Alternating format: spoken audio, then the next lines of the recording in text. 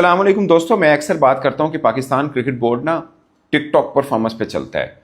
मैं T20 world cup खत्म हुआ तो एक सुल्तान रही वाले डायलॉग आए क्रिकेट बोर्ड की तरफ से।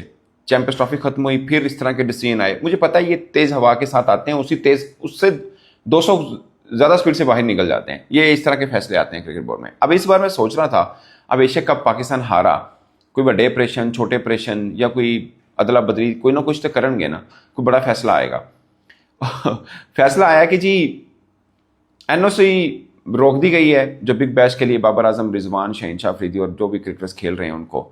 जी हम परफॉर्मेंस देखेंगे, जो मीडिया पे खबरें चली उसके बाद डिसाइड करेंगे। वैसे जो नहीं खेले उनका कसूर नहीं है, आपसे पहले पूछ के उन्होंने अपने नाम दिए और इससे पाकिस्तान की जगह सही है। और मैं श्योर हूं कि ये जस्ट दिखाने के लिए फैंस को, क्या बात है, बड़ा फैसला, ये वो सब, ये चूरन बेचना टिकटॉक पे वो होता है, ठीक है ना। लोगों को लगे बहुत सीरियस होकर काम कर रहे हैं, काम अंदा ही नहीं करना कितों इन्होंने, मतलब ये क्या, मतलब आप दुनिया में, मैंने ना कल भी एक बात की थी, ये अभिषेक शर्मा और तिलक वर्मा को पाकिस्तान के सिस्टम में 6 महीने दे दें, भूल जाएंगे क्रिकेट नाम के शायद है। ये हमारे खिलाड़ियों की ना दिमागी तौर पर मैं कहता हूँ बड़ी हिम्मत है इनकी।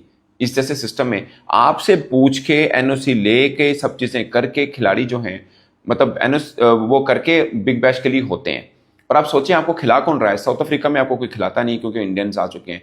अब 100 जो होती है इंग्लैंड में, उसमें भी काफ़ी इंडियंस आ चुके हैं। सीपीएल में एक आधी फ्रेंचाइज वो लेती है, आईएलटी में भी एक आधी फ्रेंचाइज जो आपको ले लेती है। बाकी घूम घुमा के आपके पास बांग्लादेश प्रीमियर लीग बचती है या श्रीलंका बचती है। और अब ऑस्ट्रेलिया में भी अगर इंडियंस आ गए, वैसे तो उनकी बोर्ड खुद कंट्रोल कर रहा होता है, मगर उन्होंने अगर ओपन कर दिया है और इंडियन स्पॉन्सर आ गए तो उत्थे भी छोटी है और आपको ऑस्ट्रेलियन कंडीशन में खेलने का मौका मिल रहा है। और आपके कोच ने कहा था कि बाबर आजम, रिजवान को वापस आने, तो बिग बैश इनके पास अपॉर्चुनिटी है, वहां परफॉर्म करें और आ जाएं। तो अब रोका गया है, आई एम श्योर जारी कर देंगे, मगर ये जो होती है ना सुल्तान रही और टिकटॉक परफॉर्मेंस, वो आती रहती है।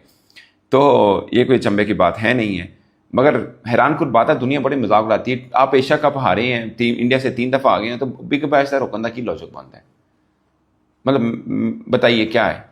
और एक दिन के बाद आप ये फैसला करेंगे नहीं जी हम रोकता है एनओसी, कोई एनओसी नहीं, देखेंगे हम परफॉर्मेंस देखेंगे, उसके बाद सही करेंगे। शहीन की परफॉर्मेंस अच्छी रही है, आप उनको तंग क्यों करें? फिर मसला क्या होता है, आप 5 उंगलियां एक जैसी कर देते हैं, एक ही लाठी से सबको हाँकते हैं और डिस्टर्ब करते हैं लोगों को। फिर उनके एजेंट होते हैं, वो आगे बात कर रहे होते हैं उनसे। जो अब सोचिए ना, पाकिस्तान के कितने क्रिकेटर्स हैं, मेरे ख्याल बहुत अरसे के बाद बिग बैश में पाकिस्तान की इतनी बड़ी तादाद खेल रही है। अब उनकी टीम बन गई है, आप उनको भी एक दे रहे हैं, उनको भी पता है पाकिस्तान का सिस्टम में पता नहीं क्या होना है, उनकी अपनी तैयारी होती है, सब चीज़ें होती हैं, उसमें आप उनको दे रहे हैं नहीं, फिलहाल तो रोका हुआ है एनओसी, फिर दिखाएंगे कि आई एम श्योर दे देंगे। मगर ये क्या है, आई एम सॉरी, ये मजाक मत बनाया करें इन चीज़ों का, आपने सोच समझ के पहले नहीं दिया था। और दूसरा, आप क्या उम्मीद लगा के एशिया कप में बैठे थे? आपने अभी महीना पहले तो सेंट्रल कॉन्ट्रैक्ट दिया पाकिस्तानी क्रिकेटर को। ये लोगों को ना, अब लोग भूल जाते हैं, हमारे यहाँ ये चूरन बेचा जाता है। आपने अभी महीना पहले खिलाड़ी को सेंट्रल कॉन्ट्रैक्ट दिया, उसमें कोई एक कैटेगरी का खिलाड़ी नहीं है। आपने कहा कि परफॉर्मेंस ही नहीं है तो एक कैटेगरी क्यों करें? फिर बी कैटेगरी के क्रिकेटर इंडिया को कैसे हराएंगे, मुझे ये बता दें आप। और आपने खुद बताया कि हमारे पास एक कैटेगरी के क्रिकेटर कोई नहीं है। अब जो फॉरेन लीग्स हैं वो आपको लेंगे ही नहीं, उनको वो कहते हैं इनका बोर्ड नहीं मानता इनके पास अच्छे क्रिकेटर, हम क्यों लें? और अगर कोई लेगा, आपको प्राइस नहीं देगा अच्छे क्रिकेटर्स को, कि भाईजान आपका बोर्ड आपको एक कैटेगरी नहीं दे रहा, हम आपको पैसे क्यों दें इतने? समझ रहे हैं आप बात? सियाना बनाया करो। अच्छा जी, पाकिस्तान की टेस्ट टीम अनाउंस हुई है, आपने देखी होगी, उसमें बात हो रही है आसिफ अफरीदी पे। पहले मैं टीम बता देता हूँ। शान मसूद कप्तान रखे गए हैं, इस बेचारे पे छुरी फिर जानी थी, दबाव पड़ गया लोगों का कि तुसी की हर 2-4 हार तो बाद कप्तान बदल लेंदे हो। आई डोंट नो अब सलमान आगा का क्या होगा। खैर, शान मसूद को बरकरार रखे।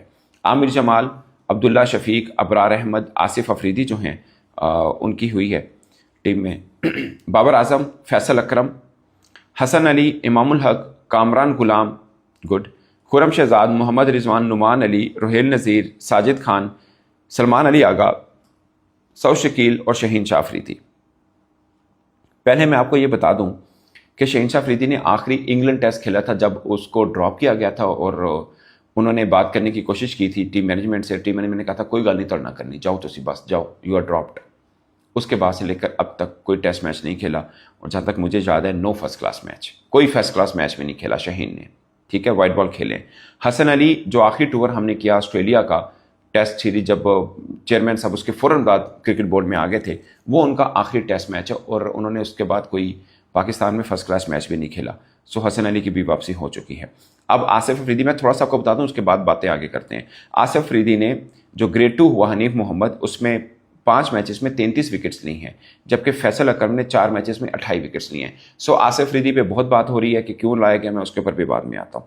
अच्छा जी, इमामुल हक की परफॉर्मेंस के ऊपर बात होनी। उनको पहले जब नहीं रखा गया था, एक बार जब ड्रॉप किया था तब स्ट्राइक रेट पे किया था कि इसकी स्ट्राइक रेट अच्छी नहीं है। ऐसे स्ट्राइक रेट को लेके हमने बड़े फैसले किए, उसको टेस्ट से भी निकाल दिया था, फिर उसको डिसिप्लिन की वजह से निकाला गया था। अब उनकी वापसी हुई है। ग्रेड 2 में उन्होंने बड़ी ज़बरदस्त परफॉर्मेंस की है, 428 रन किए हैं। डेरा मुराद जमाली के खिलाफ उनका 100 भी है। डेरा मुराद जमाली कोई इतनी अच्छी टीम नहीं है, मगर उनका 100 है। इमामुल हक का लेकिन अच्छी परफॉर्मेंस इंग्लैंड के खिलाफ, इंग्लैंड के अंदर जो उनका 50 ओवर टूर्नामेंट था डोमेस्टिक का, उसमें बहुत अच्छा खेले हैं। उन्होंने 8 मैच खेले हैं, 688 रन है, हाईएस्ट 159 है, एवरेज 98 की है, स्ट्राइक रेट 97 का है, 400 हैं और 3 50s हैं। सो डेकोरेटेड, बहुत शानदार रिकॉर्ड था। सेकंड हाईएस्ट रन गेटर भी थे उसमें वो। तो इस तरह से ये पूरी है। अब आते हैं दोस्तों कि मुझे क्या रहता है, अब मुझे श्योर है साउथ अफ्रीका हमने थोड़ा टर्निंग ट्रैक ही बनाएंगे ना, इसलिए हमने आसिफ अफरीदी को भी रखा, साजिद खान को भी रखा, फैसल अकरम को भी रखा, मतलब 4 स्पिनर, तो अबरार को भी रखा। तो आपके टेक्निकली 5 स्पिनर हैं इस टीम के अंदर। सो दोबारा गिन लेते हैं इसको। साजिद खान है, नुमान अली है 2, फैसल अकरम 3, आसिफ अफरीदी 4, अबरार अहमद 5। सो आसिफ अफरीदी के ऊपर शोर मच रहा है कि 38 साल क्यों रख लिया। देखिए, मुझे लगता है कि अच्छा स्पिनर है, बुरा स्पिनर नहीं है।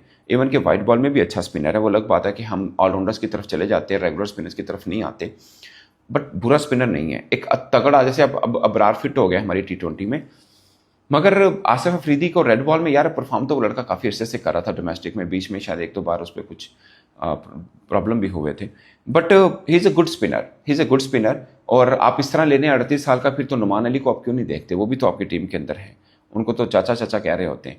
बट क्या है, अभी WTC का आपको साइकिल देखना है आपको कि कहाँ कहाँ मैच खेलने हैं। जाहिर है इंग्लैंड में शायद ना आ पाएँ वो, वहाँ पे तो आप रेगुलर 2-3 स्पिनर के साथ ही जाएंगे, इतने स्पिनर शायद ना हो, पर अपने अपने घर में खेलना है, अपने श्रीलंका के खिलाफ भी खेलने हैं, तो आपने उस कॉन्टेक्स्ट में देखना होता है ना कि यार ओके, हमने WTC में कौन कौन से मैच अपने घर में खेले हैं, इस कंडीशन में हमें कौन सी टीम चाहिए होती है। तो उसके लिए तो मेरा ख्याल ठीक है। मतलब मैं वैसे क्रिटिक हूँ, बट आसिफ अफरीदी मुझे कोई उसमें वो नहीं लगा। आप कह रहे हैं 38 साल का आ गया मेहरान मुमताज़ का रिकॉर्ड तो देखिए पहले आप। मेहरान मुमताज़ के ऊपर हम बहुत बात करते हैं, फिर हम खुद ही कहते हैं कच्चा तोड़ लिया। मेहरान मुमताज़ को पहले सीज़न खेलने दें, उसको पहले परफॉर्म करने दें। फिर मैंने भी मेहरान मुमताज़ पे 1-2 बार बात की थी, बट फिर मैंने उसका रिकॉर्ड भी देखा। मुझे लगता है कि अभी हम नए लड़कों को थोड़ा खेलने तो दें, रेड बॉल कम अज़ कम खेलने दें। आप टेस्ट की बात करते हैं, मुझे लगता है कि फिलवक्त तो वो T20 में भी मेहरान मुमताज़ का नहीं बनता एट द मोमेंट।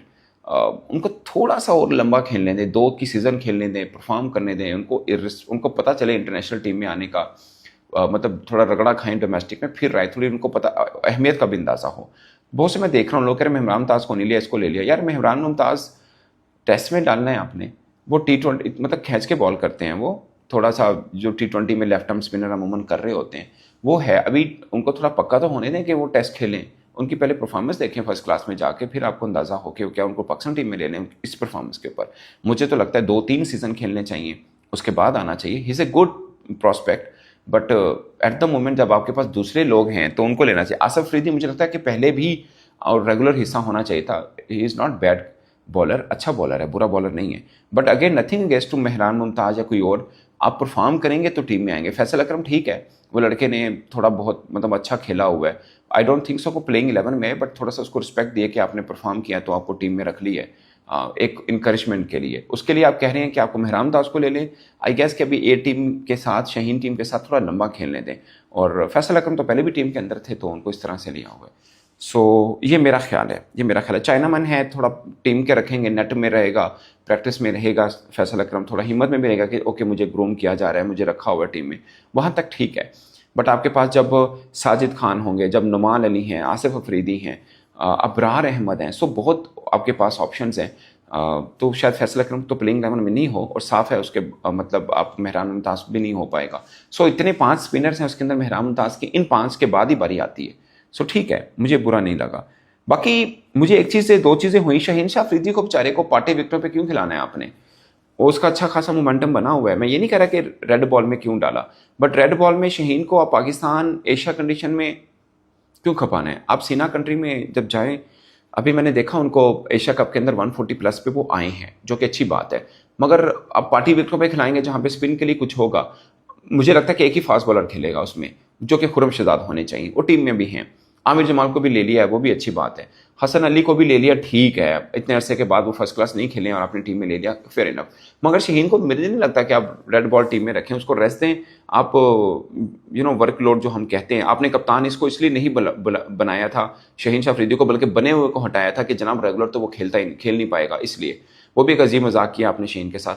मगर आप पार्टी विकेटों के ऊपर मुझे नहीं लगता कि आप उसको टीम में रखें, रेस्ट दें, कहीं प्लेइंग 11 में ना डाल दिएगा। वैसे टीम में डाला हुआ है तो चलो फिर भी ठीक है, शहीन को भी ना लगे कि यार मैं टेस्ट में आता हूँ या नहीं आता, उस तरह तो ठीक है। बट प्लेइंग 11 में मुझे लगता है कि शहीन को नहीं रखना चाहिए, पार्टी विकेटों के ऊपर बेचारे को फिर खपाने और एवं जोर लवाई जाने। पहले भी हमने मुल्तान के अंदर उसको खिलाया और ऐसी पिच के ऊपर जहाँ पे अच्छी खासी दुर्गत बनाई इंग्लैंड ने हमारी, और उसको फिर ड्रॉप कर दिया था हमने। अभी भी देखिएगा, अगर टर्निंग ट्रैक बनेगा, फास्ट बॉलर कितने से ओवर कर लेगा? हमने पहले मुल्तान में खिलाया था, शायद हमने आमिर जमाल को खिलाया, बहुत कम बॉल दी थी। अभी भी कितने फास्ट बॉलर हो गए, आमिर जमाल हैं, शहीन शाह अफरीदी हैं, हसन अली हैं, खुरम शहजाद हैं, 4 फास्ट बॉलर, 5 स्पिनर्स, ये हमारी टीम बनती है। आई गेस के 3 फास्ट बॉलर बहुत हैं, अपने होम सीरीज़ है। शहीन को मुझे नहीं लगता कि प्लेइंग 11 में खिलाना चाहिए इन पिचेस के ऊपर और खपा देना चाहिए। बुमराह को अगरचे अभी उन्होंने वेस्ट इंडीज़ के लिए टीम में रखा ज़रूर है, मगर वो पूरा मैनेज करके करते हैं, अदरवाइज वो बुमराह को वर्कलोड करके वो जो सीना कंट्री है बस वहाँ पे खिलाते हैं। अभी T20 खेले एशिया कप बुमराह, लेकिन उससे पहले कब खेले हैं? T20 वर्ल्ड कप में। सो आपने अपने मेन प्लेयर को इस तरह से मैनेज करना है। बाकी आसिफ अफरीदी पे बहुत शोर मच रहा है। मुझे लगता है कि अगर इस साइकिल पूरे में, सिर्फ इस साइकिल की तक, ये थोड़ी है कि T20 अगर वर्ल्ड कप है जी, फर्ज किया जी 2 सालों के बाद तब आप इसको ग्रूम करें, नहीं। ये WTC का साइकिल है और आप देखते हैं कि होम सीरीज में कौन कौन से मैचेस हैं, उसके मुताबिक आप इसको यूज़ करें तो फेयर इनफ। और देर से यूज़ कर रहे हैं ये तो फिर पूछना चाहिए कि एक अच्छा लड़का था, इतनी देर से क्यों आया। ये कहना कि यार इसकी उम्र इतनी होगी आप क्यों लिया, तो वो शायद थोड़ा सा गलत होगा। उम्र क्या, अगर परफॉर्म कर रहा है और स्पिनर है तो क्या फ़र्क पड़ता है? नुमान अली भी तो उसी एज के हैं। सो ठीक है, मिली जुली टीम है, परफेक्ट है, बट मुझे लगता है कि अपने फास्ट बॉलर को बचा के रखिए इस ऐसे ट्रैक के ऊपर जहां पर फास्ट बॉलर के लिए कुछ खास नहीं है, क्यों खपाना उसको। बाकी NOC आई होप के मिल जाए पाकिस्तानी क्रिकेटर्स को बिग बैश के लिए। अभी से रोकना, मतलब रोकना और एक ये सब ड्रामाटाइज होगी सिचुएशन, आई गेस से खिलाड़ियों को भी डिस्टर्बिंग होती है, और ऑफ कोर्स जिनके साथ कॉन्ट्रैक्ट है वो भी फिर सोचते हैं यार पाकिस्तान के साथ ना ही करो तो बेहतर है, ये बहुत खपाते हैं। इस पर दोस्तों आप अपनी राय कमेंट की सूरत में जरूर करिएगा। मेरी तरफ से इतना ही, इजाजत दीजिए, अल्लाह हाफिज़।